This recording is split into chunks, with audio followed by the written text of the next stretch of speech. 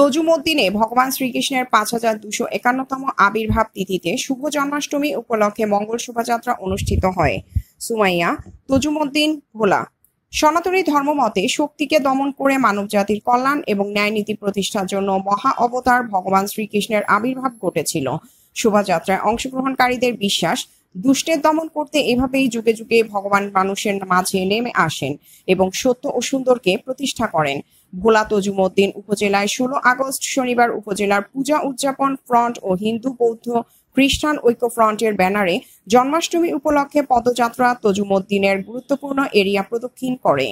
অনুষ্ঠানে বক্তব্যে মহা অবতার ভগবান শ্রীকৃষ্ণের শুভ জন্মাষ্টমী উপলক্ষে হিন্দু সম্প্রদায় সহ জাতি, ধর্ম, বর্ণ নির্বিশেষে দেশবাসীকে শুভেচ্ছা ও অভিনন্দন জানানো হয়।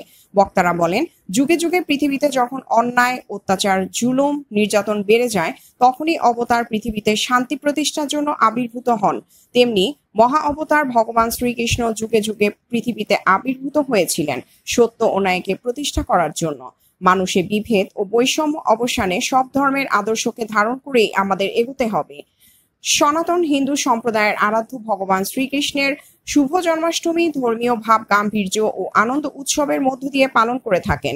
হিন্দু পুরাণ মতে ভাদ্র মাসের শুক্লপক্ষের অষ্টম তিথিতে ভগবান শ্রীকৃষ্ণ জন্মগ্রহণ করেন। সনাতন ধর্মাবলম্বীদের বিশ্বাস, পাশবিক শক্তি যখন ন্যায় নীতি, সত্য ও সুন্দরকে গ্রাস করতে উদ্যত হয়েছিল, তখন মহা অবতার ভগবান শ্রীকৃষ্ণের আবির্ভাব ঘটেছিল।